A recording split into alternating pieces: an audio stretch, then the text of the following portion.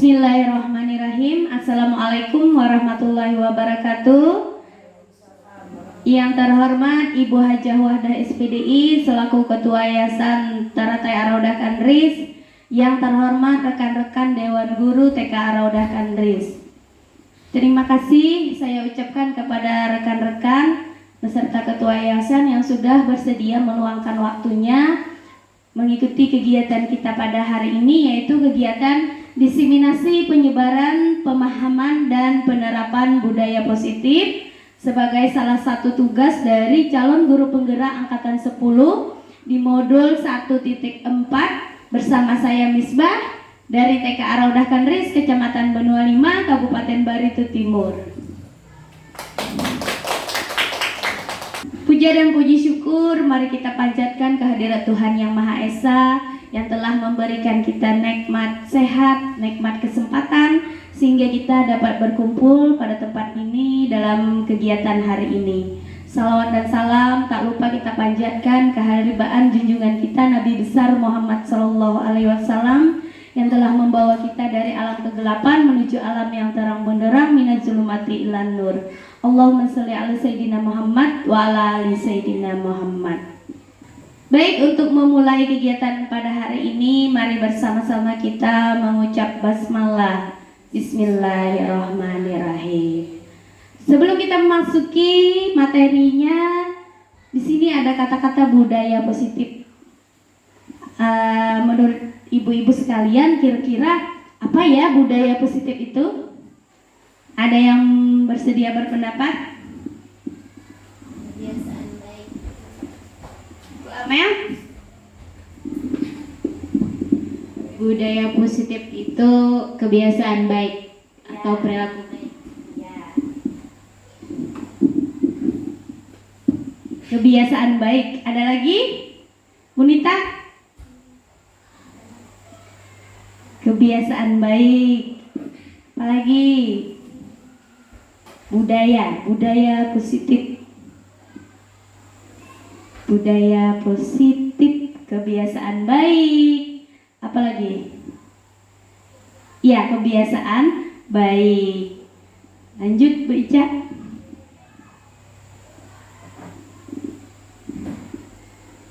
Kebiasaan baik. Nah, ini adalah konsep inti budaya positif. Ada perubahan paradigma belajar, ada disiplin positif, ada nilai-nilai kebajikan, kebutuhan dasar manusia, motivasi perilaku manusia, posisi kontrol guru, keyakinan kelas, dan segitiga restitusi. Ini konsep inti budaya positif yang terdapat pada modul 1.4. Lanjut. Nah, di sini ada pembelajaran dengan paradigma baru. Sebelum ke sini, saya mau tanya pada rekan-rekan sekalian, pasti sudah pernah mendengar pembelajaran yang berpusat pada guru, serta pembelajaran yang berpusat pada anak atau murid. Kalau pembelajaran yang berpusat pada guru, kira-kira apa, Bu Nita? Ada yang bersedia berpendapat? Biasanya guru menggunakan metode ceramah. Biasanya kegiatan yang berpusat pada guru itu metode yang digunakan ceramah, tanya jawab, kebanyakannya didominasi oleh guru. Siswa berinteraktif cuman sekian persen, sedikit artinya. Ya, ada lagi? Bu Nita? Ada lagi? Bu Amel? Bu Lala? Ya, betul sekali. Pembelajaran yang berpusat pada guru itu, guru menganggap dirinya sebagai satu-satunya sumber belajar, sumber ilmu, biasanya dengan metode ceramah. Guru mendominasi, guru mentransfer ilmu, menganggap dirinya satu-satunya sebagai sumber ilmu. Kalau pembelajaran yang berpusat pada murid, kira-kira seperti apa? Bu Nita mungkin? Yang berpusat pada murid. Pembelajarannya dengan kebutuhan dari peserta didiknya. Iya. Pembelajaran yang sesuai dengan kebutuhan peserta didik atau pembelajaran yang dirancang berdasarkan prinsip pembelajaran berdiferensiasi dengan kebutuhan berdasarkan tahap perkembangan. Nah, kebutuhan murid kita kan berbeda-beda sesuai dengan karakteristiknya. Jadi, apakah kita sekarang, apakah pembelajaran yang kita lakukan pembelajaran yang berpusat pada murid atau berpusat pada guru? Jadi kita bisa mengintrospeksi diri kita masing-masing. Pembelajaran yang ideal adalah pembelajaran yang berpusat pada murid. Ya, lanjut Bu. Untuk apa pembelajaran yang berpusat pada murid tadi? Untuk mewujudkan profil pelajar Pancasila. Diharapkan di sekolah sudah dapat mewujudkan profil pelajar Pancasila yang memiliki berapa tadi? 6 elemen. Boleh ke slide tadi Bu Ica? 6 elemen profil pelajar Pancasila. Nah, ada 6 elemen. Yang pertama, beriman dan bertakwa kepada Tuhan Yang Maha Esa dan berakhlak mulia. Itu kita ingin mewujudkan peserta didik yang beriman dan berakhlak mulia. Kemudian yang kedua, berkebenekaan global. Di sini berkaitan dengan adat, suku, budaya kita yang beragam. Kemudian bergotong royong. Bergotong royong di sini bukan hanya kegiatan bergotong royong, misalnya membersihkan kelas, membersihkan sekolah, halaman, tetapi lebih kepada kegiatan yang bekerja sama, berkolaborasi, baik murid, guru, dan seluruh warga sekolah. Kemudian kreatif, mengharapkan anak-anak didik kita menjadi anak yang kreatif, bernalar kritis, dan mandiri. Jadi harapan kita di sekolah-sekolah dapat mewujudkan profil pelajar Pancasila sesuai dengan filosofi dari Ki Hajar Dewantara. Ki Hajar Dewantara adalah tokoh pendidikan, bapak pendidikan kita. Sesuai dengan filosofi beliau, tujuan pendidikan menurut beliau adalah menuntun segala kodrat yang ada pada anak agar mereka dapat mencapai keselamatan dan kebahagiaan yang setinggi-tingginya, baik sebagai manusia maupun sebagai anggota masyarakat. Dan kita sebagai guru diibaratkan sebagai petani. Itu menurut beliau. Kita bertugas, sedangkan anak-anak diibaratkan sebagai benih. Kita bertugas memupuk agar benih tumbuh subur, kemudian merawat dan menjaganya. Kemudian lahan dari pertanian itu diibaratkan adalah sekolah. Sekolah kita harus supaya apa? Supaya tanamannya subur, lahannya harus diapakan biasanya? Dipupuk, kemudian disiram tanamannya. Lahannya juga harus bersih dari rumput, tanaman gulma yang mengganggu, hama. Jadi itu tugas kita sebagai guru, karena kita diibaratkan sebagai petani, sedangkan murid diibaratkan sebagai benih yang kita tanam. Tentu kita menginginkan benih yang tumbuh dengan subur dan sehat. Jadi tugas kita adalah menuntun segala kodrat. Nah, yang selanjutnya, miskonsepsi tentang teori kontrol. Ilusi guru mengontrol murid. Nah, selama ini kita beranggapan bahwa gurulah yang mengontrol murid. Padahal tidak, karena kontrol diri itu tergantung dari diri kita sendiri. Kemudian ilusi bahwa kritik dan membuat rasa bersalah, mampu menguatkan karakter. Kita mengkritik murid, misalnya kita mengkritik murid, murid berubah dari misalnya tidak baik jadi baik.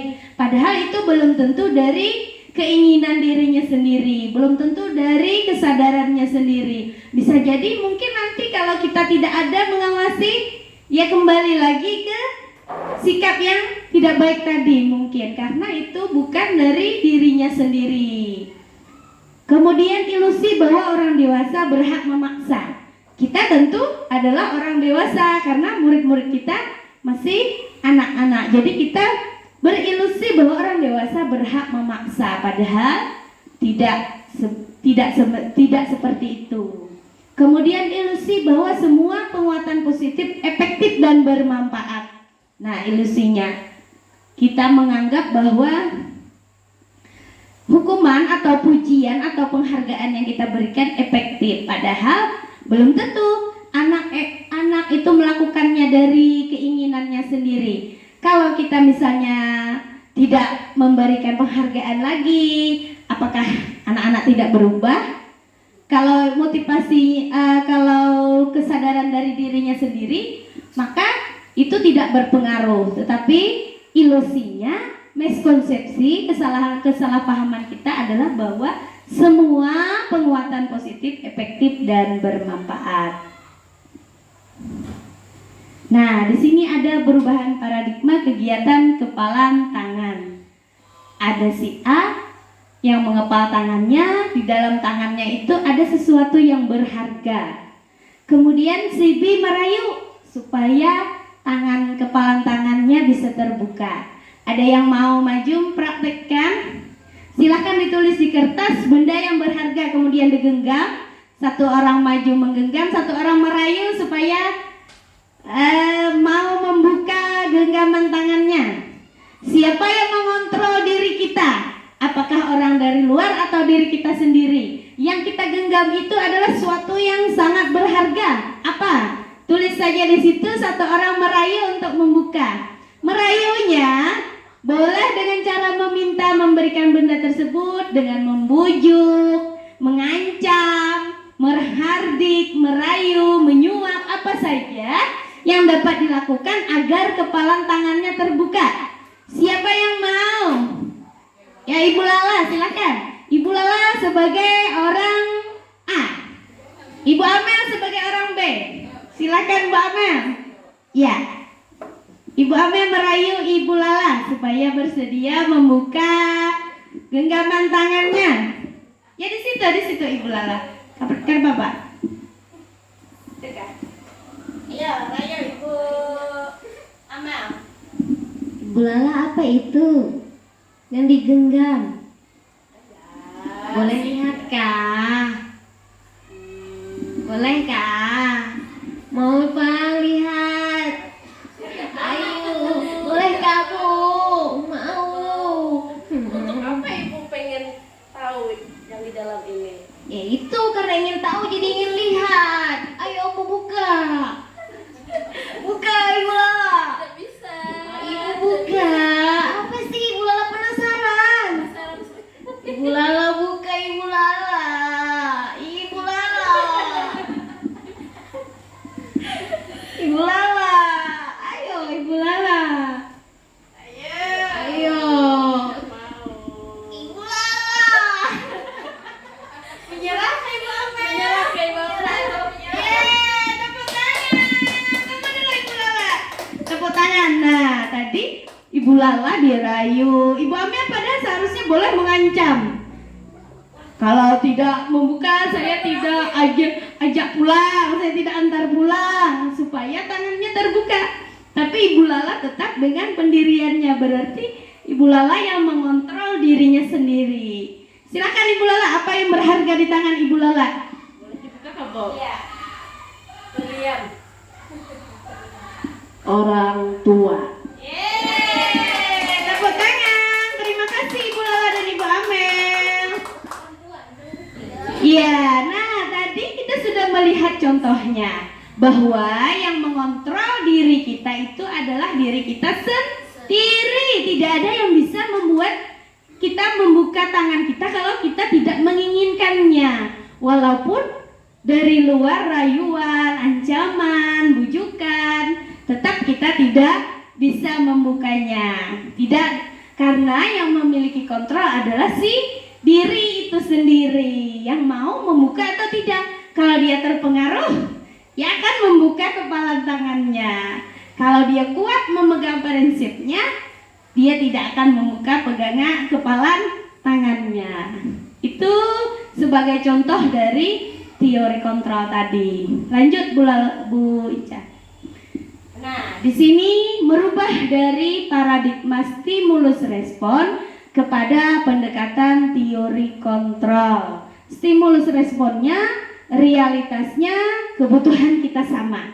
Nah, untuk stimulus respon menganggap kebutuhan semua manusia itu sama. Kemudian teori kontrolnya, kebutuhan kita berbeda. Kira-kira kebutuhan kita sama apa berbeda, Ibu-ibu? Berbeda. Berarti teori kontrol lah yang sesuai. Kemudian semua orang melihat hal yang sama untuk stimulus respon. Untuk teori kontrolnya, setiap orang memiliki gambaran yang berbeda. Kira-kira sama nggak kita melihat sesuatu dari sudut pandang kita? Tentu berbeda. Semua orang memiliki pendapat dan sudut pandang masing-masing. Kemudian kita mencoba mengubah orang agar berpandangan sama dengan kita. Itu untuk stimulus respon. Teori kontrolnya, semua perilaku memiliki teori kontrolnya kita berusaha memahami pandangan orang lain tentang dunia. Kalau stimulus responnya, kita ingin orang sama pandangannya dengan kita. Kalau teori kontrolnya, kita berusaha memahami orang lain, perbedaan pemahaman orang lain tentang dunia. Kita memahami pandangan orang lain. Kemudian perilaku buruk dilihat sebagai suatu kesalahan untuk stimulus respon. Untuk teori kontrolnya, semua perilaku memiliki tujuan. Jadi semua tindakan manusia itu pasti ada tujuannya. Kalau stimulus responnya, perilaku buruk dianggap sebagai suatu kesalahan. Kemudian orang lain bisa mengontrol saya. Stimulus responnya. Kalau teori kontrol, hanya Anda yang bisa mengontrol diri Anda. Seperti contohnya tadi, hanya Ibu Lala yang bisa mengontrol tangannya dibuka atau tetap dikepal. Kemudian saya bisa mengontrol orang lain. Anda tidak bisa mengontrol orang lain. Seperti Ibu Amel ingin mengontrol Bu Lala supaya membuka kepalan tangannya, tetapi tetap tidak bisa. Anda tidak bisa mengontrol orang lain. Pemaksaan ada pada saat bujukan gagal.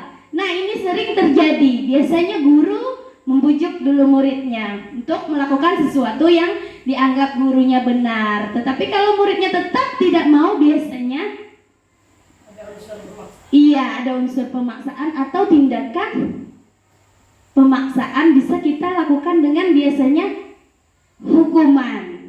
Pemaksaannya. Nah, itu untuk stimulus respon.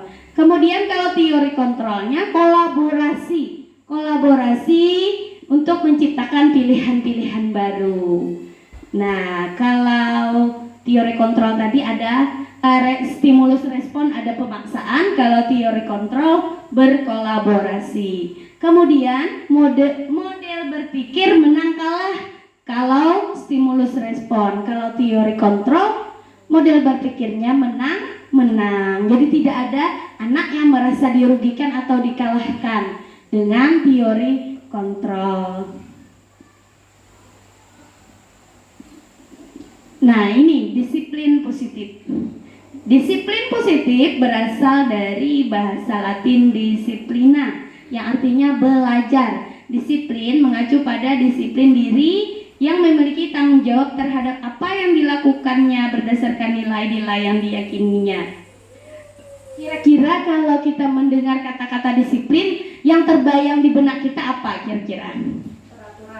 Peraturan. Ya, apalagi? Tepat waktu. Tepat waktu. Apalagi? sanksi atau hukuman. Iya, betul sekali. Padahal disiplin berasal dari kata Latin yang artinya belajar.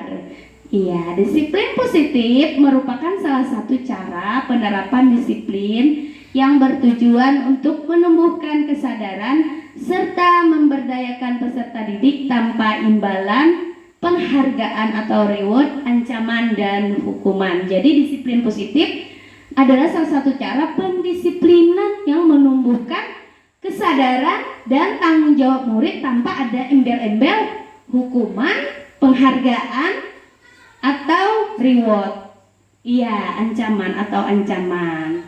Disiplin positif sebagai pendidik, tujuan kita adalah menciptakan peserta didik yang memiliki disiplin diri sehingga mereka berperilaku yang mengacu kepada nilai-nilai kebajikan universal dan memiliki motivasi intrinsik dalam perubahan perilaku ke arah yang lebih baik. Jadi disiplin positif ini bertujuan agar peserta didik memiliki motivasi dari dalam dirinya, bukan dari motivasi yang berasal dari luar. Kalau yang motivasi dari luar tadi seperti apa? Seperti hukuman, penghargaan, ancaman. Jadi disiplin positif ini mengharapkan anak-anak memiliki motivasi di dalam dirinya sendiri untuk melaksanakan nilai-nilai kebajikan universal atas kesadaran diri mereka sendiri atau motivasi intrinsik. Lanjut, Bu. Nah, ini nilai-nilai kebajikan. Nilai yang disepakati bersama lepas dari suku, bangsa, agama, bahasa maupun latar belakang. Contoh nilai kebajikan institusi atau organisasi.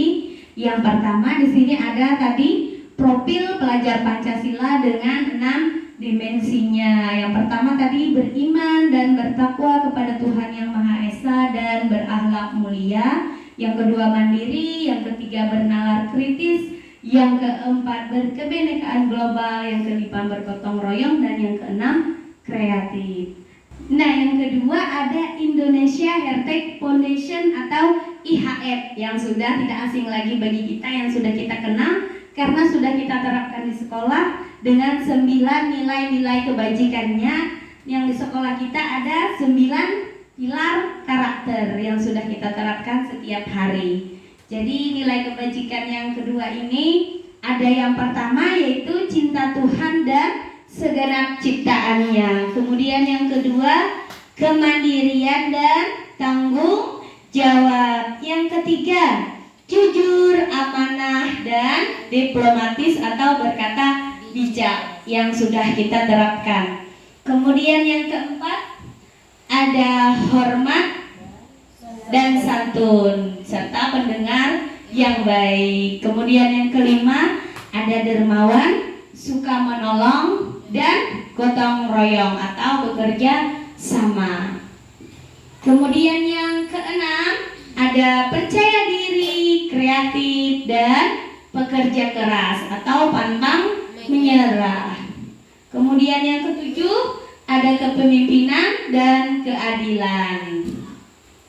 Yang kedelapan baik dan rendah hati. Yang kesembilan toleransi, kedamaian, dan kesatuan. Alhamdulillah sekolah kita sudah menerapkan yang dari IHF, 9 pilar karakter atau 9 nilai kebajikan universal.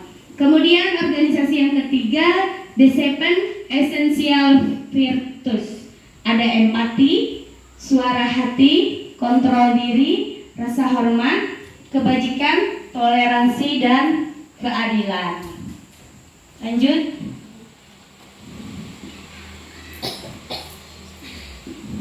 Nah, kita masuk pada kebutuhan dasar manusia. Segala sesuatu yang kita lakukan untuk mendapatkan apa yang kita inginkan, mempunyai tujuan tertentu, dan semua usaha terbaik yang kita lakukan dalam rangka agar kebutuhan dasar kita terpenuhi. Jadi segala sesuatu yang kita lakukan itu pasti memiliki tujuan dan untuk memenuhi kebutuhan dasar kita sebagai manusia. Nah, ada 5 kebutuhan dasar manusia. Yang pertama, bertahan hidup. Untuk kita bertahan hidup, apa saja yang biasanya kita penuhi? Ada makanan, pakaian, tempat tinggal, kesehatan, keamanan pun masuk dalam kebutuhan bertahan hidup. Kemudian yang kedua ada kasih sayang dan rasa diterima. Di dalamnya ada rasa ingin dipedulikan, ada berbagi, kerjasama, kemudian menjadi bagian dari kelompok atau merasa diterima di sebuah kelompok. Kemudian yang ketiga ada penguasaan, harga diri, keinginan untuk dianggap, memimpin, berprestasi dan diakui. Kemudian yang keempat ada kebebasan, ada mandiri di dalamnya, ada memiliki pilihan, mencoba hal baru, mampu mengendalikan arah dirinya. Kemudian yang kelima, ada kesenangan. Di dalam kesenangan ada bermain, ada humor, ada antusiasme atau tertawa. Jadi ada 5 kebutuhan dasar manusia yang mencerminkan tindakan kita. Lanjut Bu Nita. Nah, di sini ada motivasi perilaku manusia. Ada motivasi ekstrinsik atau motivasi dari luar, ada motivasi intrinsik atau motivasi dari dalam diri kita sendiri. Untuk motivasi dari luar, yang pertama adalah untuk menghindari ketidaknyamanan atau hukuman. Jadi kita berperilaku termotivasi dari luar untuk menghindari hukuman atau ketidaknyamanan. Kemudian untuk mendapat imbalan atau penghargaan dari orang lain. Jadi kedua-duanya adalah motivasi dari luar atau ekstrinsik. Kemudian motivasi intrinsik atau dari dalam diri kita sendiri untuk menjadi orang yang mereka inginkan dan menghargai diri sendiri dengan nilai-nilai yang mereka percaya. Jadi itu motivasi di dalam diri kita sendiri atau motivasi intrinsik. Nah, di sini ada hukuman, konsekuensi, dan restitusi. Hukuman biasanya tidak terencana atau tiba-tiba. Murid tidak tahu apa yang akan terjadi atau murid tidak dilibatkan. Bersifat satu arah, berupa hukuman fisik atau psikis. Kemudian konsekuensi terencana, disepakati sesuai peraturan. Murid tetap dibuat tidak nyaman. Sikap guru selalu memonitor murid. Kemudian restitusi. Di dalamnya ada proses menciptakan kondisi bagi murid untuk memperbaiki kesalahan. Proses kolaboratif yang mengajarkan murid untuk mencari solusi sendiri. Itu 3 hukuman, konsekuensi, dan restitusi. Masih semangat ibu-ibu? Masih semangat walaupun sudah siang? Semangat. Boleh kita sebentar kalau saya bilang merah tepuknya 1 kali. Kalau kuning tepuknya 2 kali. Kita menguji konsentrasi. Merah 1 kali, kuning 2 kali, hijau 3 kali. Kemudian ada tepuk angin. Tidak ada tepuknya. Siap ibu-ibu? Siap? Siap. Merah. Merah. Merah. Hijau. Ayo berapa kali hijau? Hijau. Kuning. Tepuk angin. Alhamdulillah masih konsentrasi. Tepuk tangan untuk kita semua. Iya, lanjut Ibu Nita.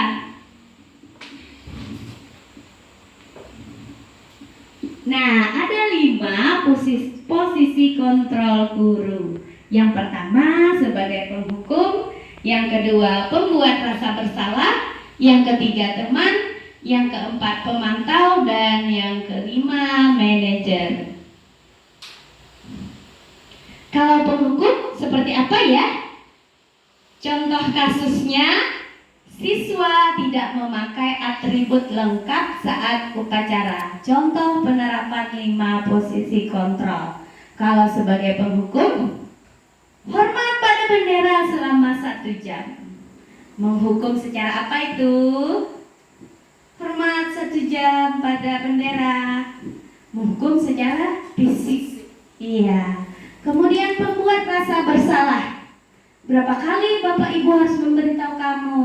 Kamu selalu saja mengecewakan Bapak Ibu. Nah, membuat anak merasa bersalah. Posisi guru di posisi pembuat rasa bersalah.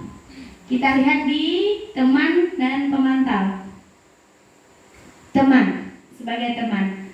Ayo dong ikuti aturan sekolah. Tolong bantu Bapak atau Ibu sekali ini saja ya. Sudah tidak apa-apa, lain kali jangan berbuat seperti ini lagi ya. Itu sebagai teman. Sebagai pemantau, kamu sudah melanggar peraturan sekolah. Kamu tahu konsekuensinya. Setelah upacara, kamu beli atribut ke koperasi dan jangan diulangi lagi. Kalau sebagai manajer seperti apa? Apakah kamu tahu kesalahan kamu?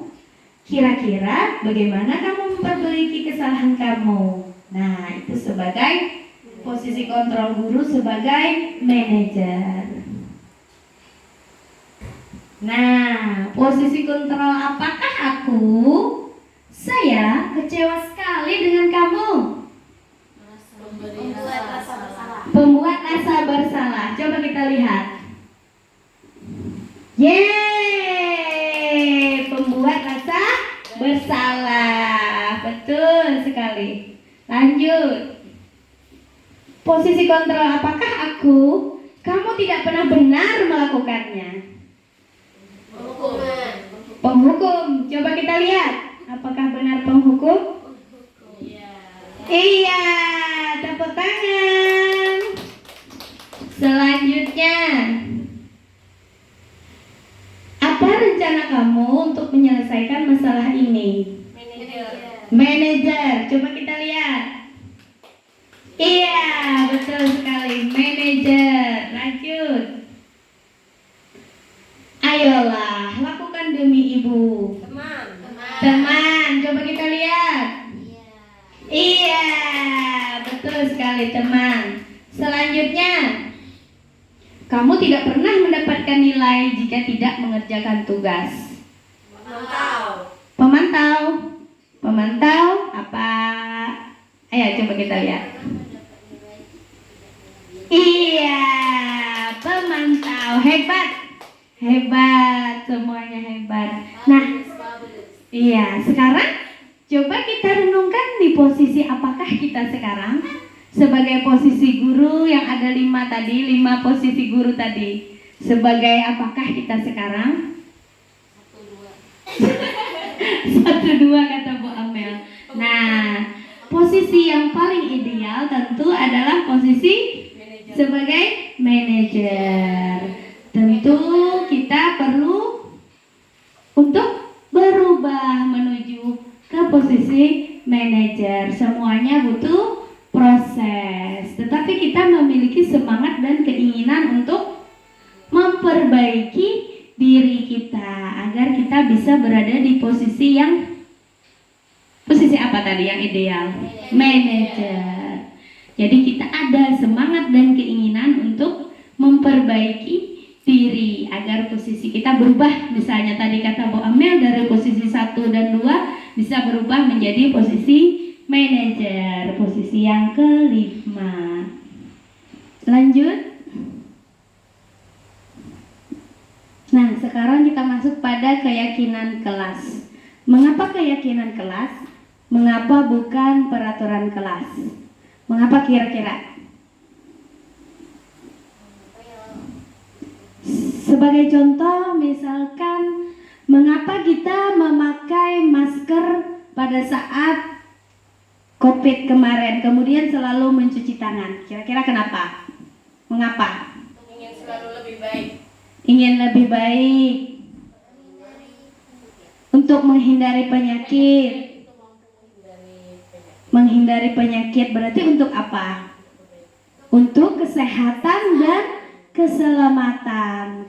Kita yakin bahwa memakai masker dan mencuci tangan itu dapat menjaga kita dari penyakit COVID untuk kesehatan dan keselamatan kita. Kalau memakai masker berarti kita menyadari dari dalam diri kita sendiri, tidak ada yang memaksa.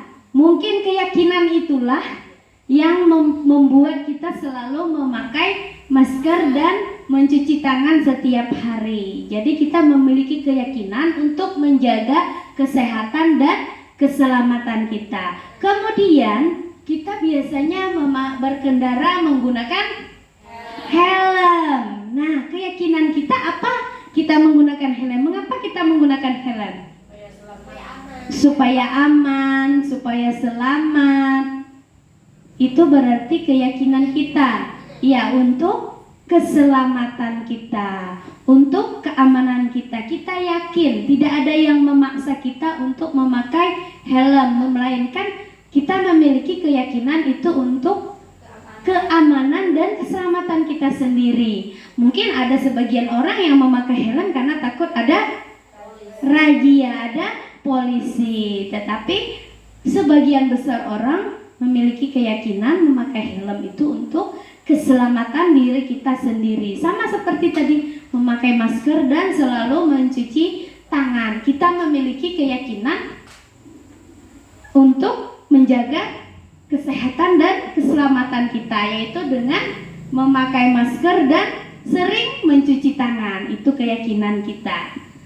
Mungkin seperti itu contohnya. Lanjut Bu Ica. Nah, ini ada pertanyaannya tadi. Mengapa kita memiliki peraturan tentang protokol kesehatan, yaitu menggunakan masker dan mencuci tangan setiap saat? Mungkin jawabannya adalah untuk kesehatan atau keselamatan. Nilai-nilai keselamatan atau kesehatan inilah yang kita sebut sebagai keyakinan, yaitu nilai-nilai kebajikan atau prinsip universal, lepas dari latar belakang suku, agama, negara, bahasa maupun negara. Ya, lepas dari suku, negara, bahasa maupun agama. Kita seluruh dunia untuk menghindari COVID kemarin menggunakan masker dan selalu mencuci tangan. Begitu pula juga memakai helm saat berkendara. Tidak ada perbedaan apakah ini suku Batak, suku Dayak, suku Banjar, semua melakukannya. Karena kita meyakini bahwa itu untuk keselamatan dan kesehatan. Jadi itu kita meyakini, ada nilai yang kita yakini tanpa lepas dari latar belakang suku, bahasa, bahkan agama dan negara. Jadi tidak memandang itu, semuanya memiliki keyakinan bahwa memakai masker dan sering mencuci tangan itu untuk keselamatan dan kesehatan. Nah, di sini ada menurut Gosen 1998, suatu keyakinan akan lebih memotivasi seseorang dari dalam atau motivasi secara intrinsik. Jadi keyakinan itu akan lebih membuat kita termotivasi tanpa ada motivasi pengaruh dari luar, tapi motivasinya muncul dari dalam diri kita sendiri. Kita ingin sehat dan selamat, makanya kita memakai masker tanpa ada paksaan dari orang lain. Seorang akan lebih tergerak dan bersemangat untuk menjalankan keyakinannya daripada hanya sekedar mengikuti serangkaian peraturan. Jadi seseorang itu akan lebih konsisten, akan lebih tergerak melakukan sesuatu jika ia meyakininya daripada mengikuti serangkaian atau sebuah peraturan. Nah, pembentukan keyakinan kelas. Pembentukan keyakinan kelas itu bersifat abstrak, berupa pernyataan universal, dibuat dalam pernyataan positif, sedikit agar mudah diingat, sesuai dengan kondisi kelas dan sekolah sehingga mudah diterapkan. Semua warga sekolah atau warga kelas dilibatkan dalam membuat keyakinan kelas melalui curah pendapat. Nah, ini keyakinan kelas kita, keyakinan kelas kelompok A. Ada berkata santun, bertanggung jawab, pendengar yang baik, sayang teman, dan bekerja sama. Kemudian kegiatan kelasku, ada morning circle, senam, baris, kemudian ada pembukaan, ada jurnal, ada pilar 9 pilar karakter tadi, kemudian ada istirahat, ada sentra, dan penutup atau pulang.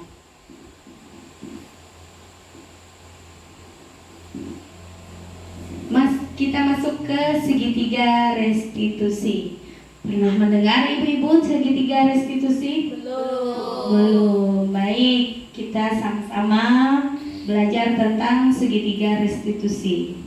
Segitiga restitusi adalah suatu proses dialog yang dijalankan oleh guru agar dapat menghasilkan murid yang mandiri dan bertanggung jawab. Segitiga restitusi itu memiliki 3 langkah tahapan. Tahapan yang pertama yaitu menstabilkan identitas, yang kedua validasi tindakan yang salah, dan yang ketiga menanyakan keyakinan.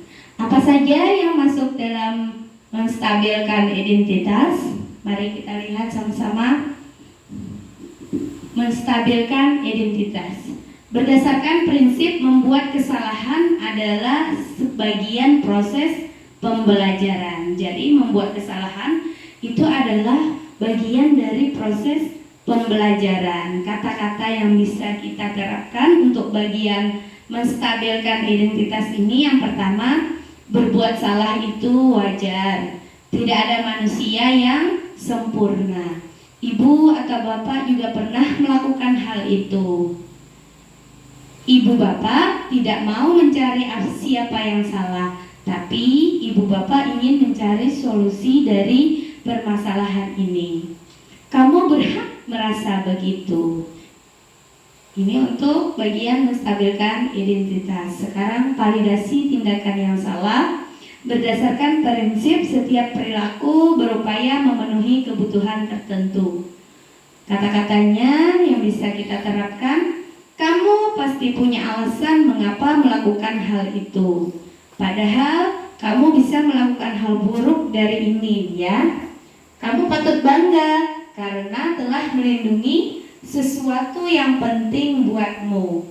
Kamu melakukannya karena mempertahankan sesuatu yang penting bagimu.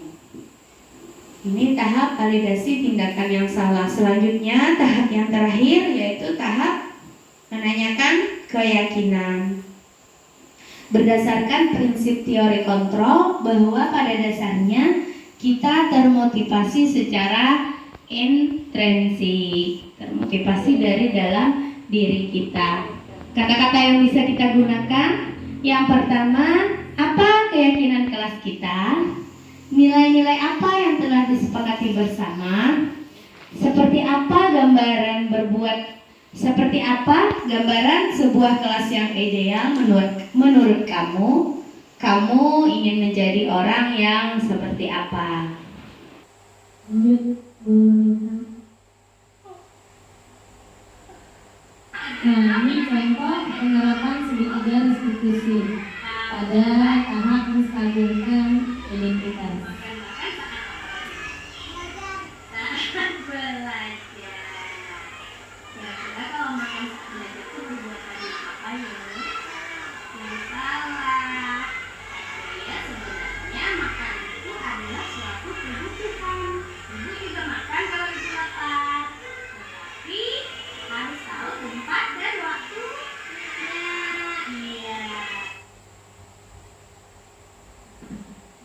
Selanjutnya tahap validasi tindakan yang salah.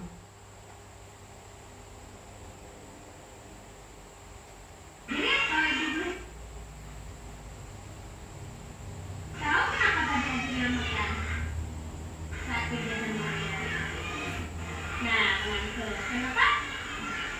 Kenapa ajaran makan-makan saat kegiatan belajar? Oh, belum sarapan pagi. Kenapa ajaran tidak sarapan dulu pagi tadi? Kenapa? Takut terlambat. Ibunya jam berapa akhirnya? Jam 9. Berarti harus sarapan dulu kalau pagi ya. Iya. Selanjutnya, contoh penerapan segitiga restitusi pada tahapan menanyakan keyakinan kelas.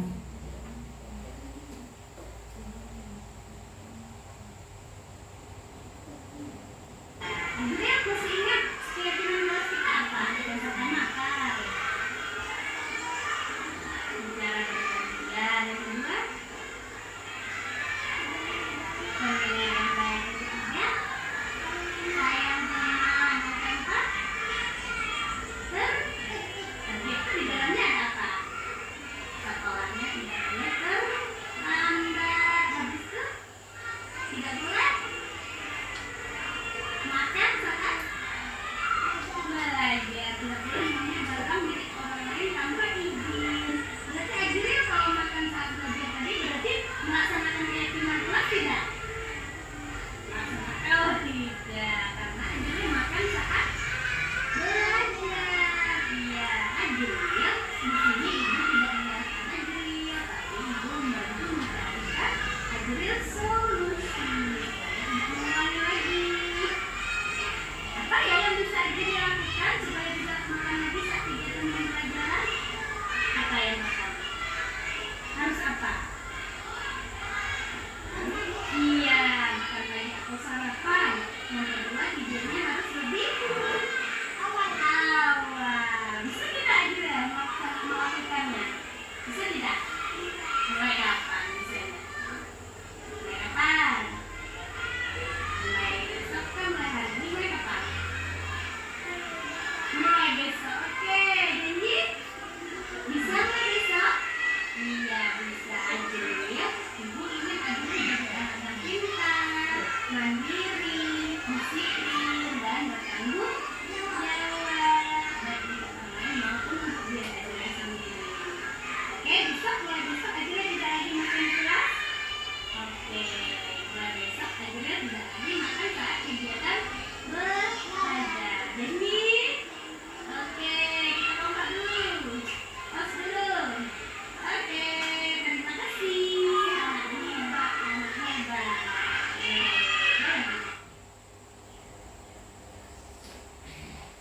Terima kasih. Nah, demikian penyampaian, diseminasi, penyebaran dan pemahaman budaya positif. Mungkin teman-teman ingin menanggapi, menambahkan atau bertanya, waktu kami persilahkan. Silakan. Ya, Ibu Lala, silakan. Terima kasih atas kesempatan yang diberikan kepada saya. Kali ini saya ingin bertanya, kadang sebagai guru di dalam kelas kita sering terpancing emosi saat anak melanggar aturan. Bagaimana caranya supaya kita tetap tenang dan lancar dalam menerapkan disiplin positif? Terima kasih.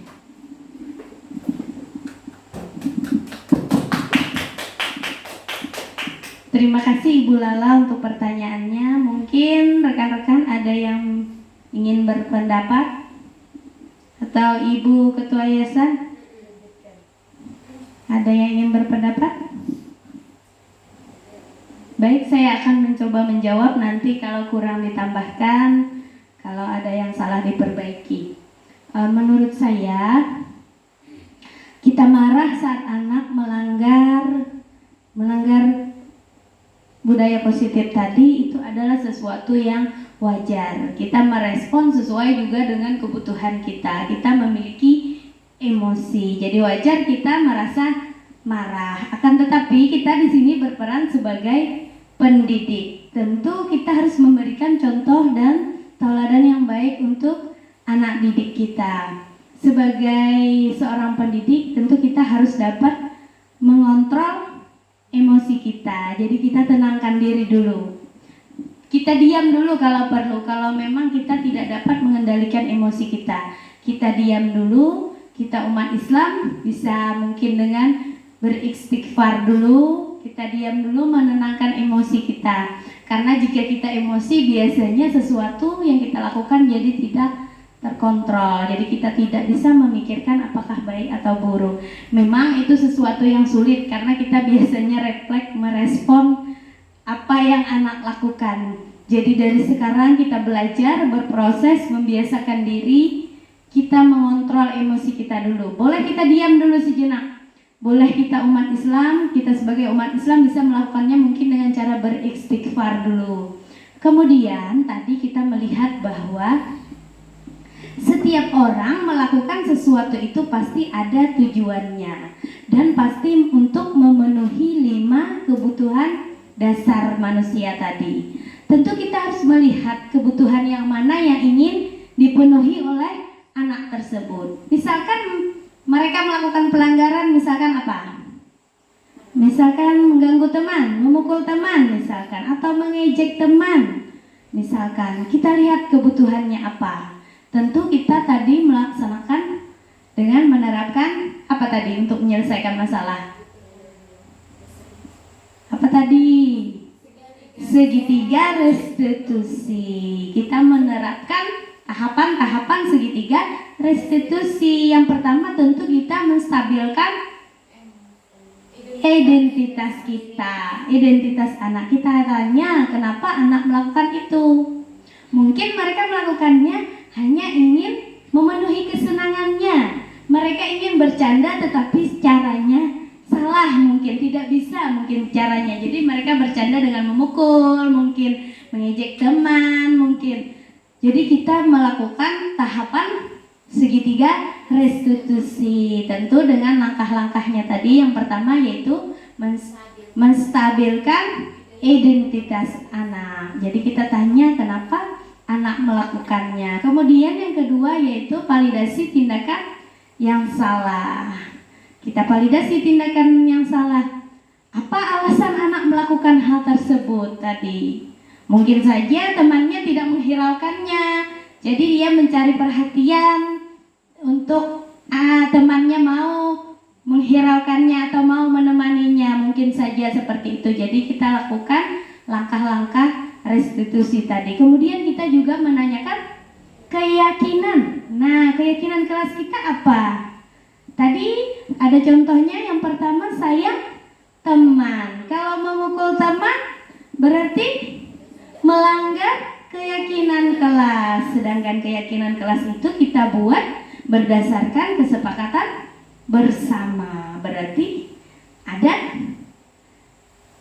yang melanggar. Supaya hal itu bisa berjalan, biasanya anak kita mintakan ide-idenya bagaimana solusi mencari penyelesaian masalah tersebut. Bagaimana ya caranya supaya teman mau berteman dengan saya tanpa memukul, misalnya tanpa mengejek, untuk memenuhi kebutuhan anak tadi. Misalnya kebutuhannya ingin apa tadi? Kebahagiaan atau kegembiraan.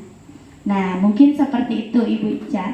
Karena di sekolah ini kita memang memiliki masalah yang kompleks. Kalau anak-anak itu berbeda karakter dan kebutuhannya, jadi tidak bisa disamaratakan. Ada yang seperti ini caranya mengungkapkan perasaannya, ada yang seperti ini. Jadi kita sebagai pendidik harus melihat kebutuhan dasarnya apa dulu, kebutuhan dasar si anak, sehingga ia melakukan hal tersebut. Yang pertama tentu saja kita dulu menenangkan diri kita, yaitu tadi dengan cara berdiam diri dulu sejenak, beristighfar. Kalau kita marah itu sesuatu juga yang normal, karena kita juga memiliki kebutuhan dasar, kita juga memiliki emosi. Tetapi kita sebagai pendidik harus memberikan contoh tauladan yang baik. Mungkin seperti itu. Mungkin teman-teman ada yang ingin menambahkan? Atau sudah cukup? Baik, untuk pertanyaan selanjutnya. Ya. Ya, Ibu Amel silakan.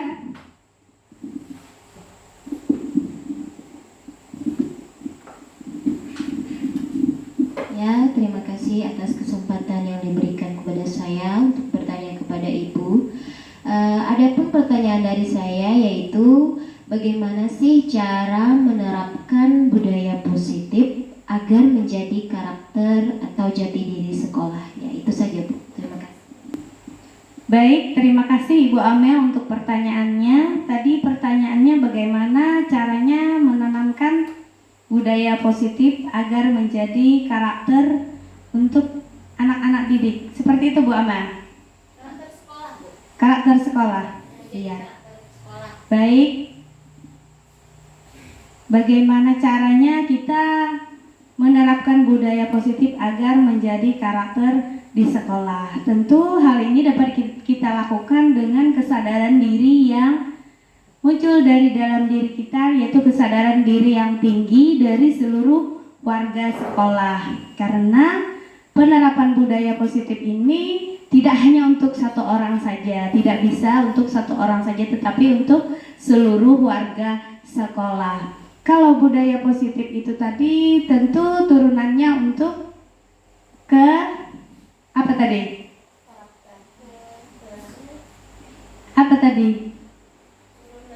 Keyakinan sekolah atau keyakinan kelas. Budaya positif tadi diturunkan ke keyakinan kelas atau keyakinan sekolah. Keyakinan sekolah atau keyakinan kelas itu tentu dibentuk atas curah pendapat dari seluruh warga sekolah. Kalau keyakinan kelas dibentuk oleh seluruh warga kelas, ada guru dan murid. Kalau untuk keyakinan sekolah, ada kepala sekolah, ada guru, ada tenaga kependidikan, ada orang tua, ada komite. Jadi pembentukan dari keyakinan sekolah tadi disepakati atau curah pendapat dari seluruh warga sekolah. Tentu saja untuk menciptakan budaya positif yang mengakar pada sekolah tersebut perlu kesadaran dan konsisten dalam melaksanakannya. Jadi perlu konsisten dan kesadaran diri yang tinggi dari semua warga sekolah. Tidak mungkin budaya positif tersebut akan mengakar di sekolah jika hanya satu orang saja yang melaksanakannya. Jadi semua warga sekolah yang menyepakatinya pun harus konsisten dalam melaksanakan budaya positif tersebut. Kemudian kita juga harus merefleksi atau mengevaluasi dari kesepakatan sekolah yang sudah disepakati, apakah masih relevan, apakah masih sesuai dengan kebutuhan lembaga kita. Jadi budaya positif yang diturunkan ke keyakinan lembaga tadi atau keyakinan sekolah tadi kita refleksikan bersama kembali untuk seluruh warga sekolah. Mungkin seperti itu Bu Amel, harus konsisten dan memiliki kesadaran yang tinggi untuk melaksanakan budaya positif tersebut. Mungkin ada tambahan yang lain dari Ibu? Mungkin bisa dengan melakukan pembiasaan-pembiasaan. Ya, mungkin di sini hanya menambahkan saja. Mungkin kita perlu melakukan pembiasaan-pembiasaan kepada warga sekolah, khususnya kepada siswa dan seluruh warga sekolah. Misalnya membiasakan berkata-kata yang santun. Nah, misalnya ada anak-anak yang berkata-kata yang kurang santun, kita bisa langsung memberikan contoh yang nyata, kata-kata yang santun begini. Jadi dia mungkin akan mengingat karena langsung mengalami dengan dirinya sendiri. Jadi untuk pembiasaan ini kita butuh waktu yang tidak sedikit, mungkin butuh waktu yang lama, tidak bisa instan. Jadi kita perlahan-lahan membiasakan, yaitu tadi misalnya berkata-kata santun. Mungkin itu saja yang dapat saya tambahkan. Terima kasih atas kesempatannya. Terima kasih Ibu untuk tambahannya. Ya. Jadi kita bisa melakukannya melalui pembiasaan atau juga bisa kita masukkan melalui program sekolah. Misalnya mengadakan apa. Kalau kalau memang itu memungkinkan. Jadi selain kesadaran yang tinggi, konsisten, kemudian pembiasaan, juga kita bisa memasukkan di program sekolah. Misalnya lomba ini, misalnya 3 bulan sekali, misalnya antara anak dan orang tua, misalnya lomba apa, misalnya lomba simulasi di rumah, misalnya simulasi apa, misalnya kita bisa memasukkan di program sekolah kalau memang itu memungkinkan. Ya, seperti itu Bu Amel. Jadi butuh kesadaran yang tinggi agar budaya positif tadi dapat mengakar menjadi karakter di suatu lembaga. Baik, ada lagi? Cukup? Masih ada lagi? Pertanyaan? Cukup? Baik, untuk mewujudkan budaya positif ini tentu memerlukan waktu yang tidak sebentar, memerlukan proses untuk menuju ke arah yang lebih baik lagi. Tetapi bagaimana kita memiliki kemauan untuk berubah, untuk mewujudkan budaya positif tentu memerlukan kerjasama seluruh warga sekolah, berkolaborasi, saling bergandeng tangan untuk mewujudkan budaya positif agar memberikan dampak kepada anak didik kita, lembaga kita, bahkan untuk negara kita. Insya Allah kalau ada kemauan, semuanya pasti ada jalan untuk berubah ke arah yang lebih baik lagi. Jika kita ikhlas, mudah-mudahan semua yang kita niatkan bisa terwujud dan tercapai. Baik, dari pemaparan saya tadi, saya mengucapkan mohon maaf yang sebesar-besarnya jika terdapat kesalahan dan kehilapan dari apa yang saya sampaikan. Kemudian saya juga mengucapkan ribuan terima kasih atas kesempatan dan waktu yang diberikan kepada saya dari ibu-ibu sekalian, baik dari Ibu Ketua Yayasan maupun dari rekan-rekan guru, teman sejawat yang sudah bersedia meluangkan waktunya hadir mengikuti acara, yaitu acara diseminasi, penyebaran dan pemahaman dan penerapan budaya positif pada hari ini. Baik, sebelum saya akhiri, saya ada pantun. Ibu Eni pergi mengaji, pulang-pulang membawa bingkisan. Demikian acara pada hari ini. Terima kasih dan semoga berkesan. Wabillahi taufiq wal hidayah. Assalamualaikum warahmatullahi wabarakatuh. Selamat siang.